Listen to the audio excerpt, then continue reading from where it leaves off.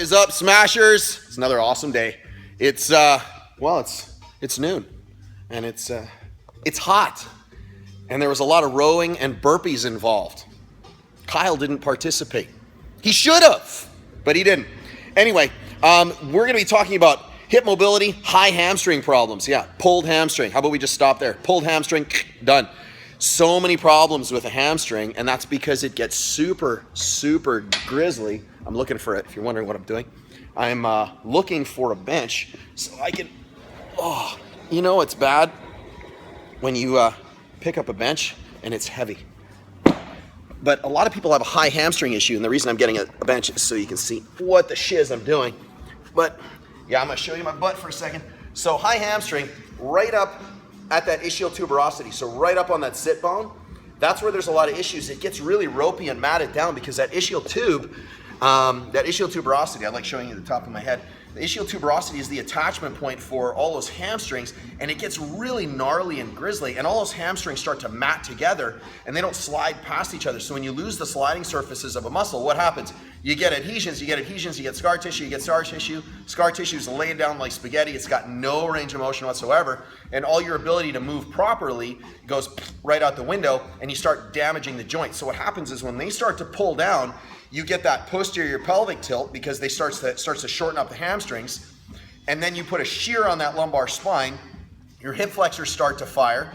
The iliacus, the psoas, that rectus femoris, they all start to fire. The TFL cranks on that IT band. You start getting knee pain. You see where I'm going with all this? So it's one big chaotic mess, all based on the fact that the hamstring is tight and the pelvis isn't moving the right way, and you got a hip pinch. So we're gonna clear out the hips. How's that? Sound easy? Yeah, it is super easy. So first thing you're gonna do is we're gonna do a banded figure 4, but it's a little different. So check this out. We're gonna take a band. I really don't wanna do this. This is gonna hurt because my hips are really killing me. But we're gonna come all the way around, and I'm gonna load this up. Oh, this is so awful. And you thought I was gonna put it around my feet, didn't you? No, I was just loading it up so I could get it across my knees. So we got the band on the knees, okay? This is the important part.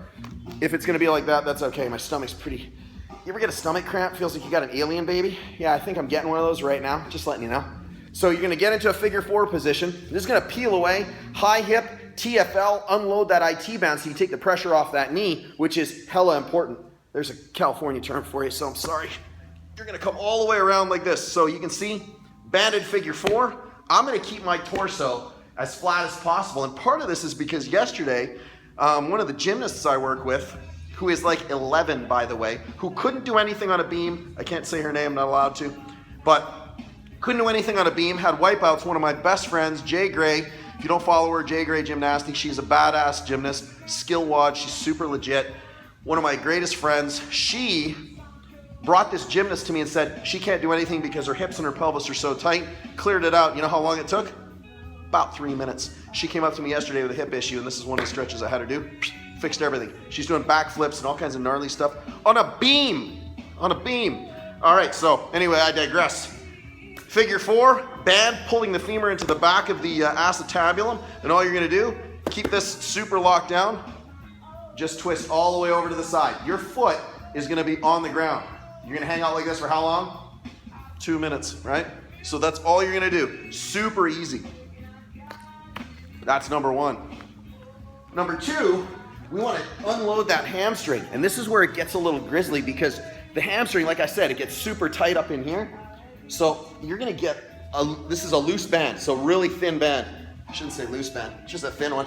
And you're gonna take your foot, you're gonna put your foot in here, you're gonna get all the way up on the rig, you're gonna point your toe like you're a little ballerina, and all you're gonna do, you're gonna be nice and flat. So try and keep this lumbar spine as flat to the ground, because right now mine wants to come up like this because it's pretty lit up. So I wanna unload the hamstring, and then all I'm gonna do is point the toe, bring it all the way down, all the way up, all the way down, all the way up.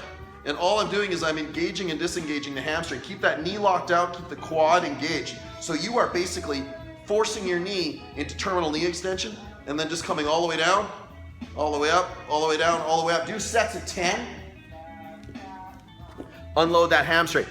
That's number 2. Number 3, God, it's freaking hot in here. You're gonna like this one because you've probably never seen it before. This is the latest and greatest high-tech, super sophisticated maneuver.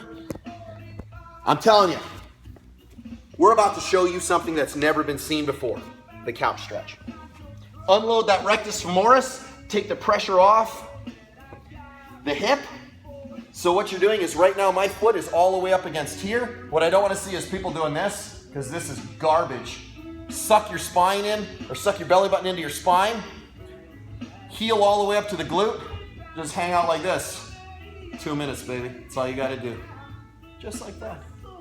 Boom. Hey, that's how you unload the hip. That's how you take all that hip pain and kick it to the curb. And then the last thing is, it's going to unload that knee. So now the hips work, the knees work, and that high hamstring, it's moving like butter. Hey, I'm Trev, SmashweRx. I'll see you guys tomorrow. Have an awesome day.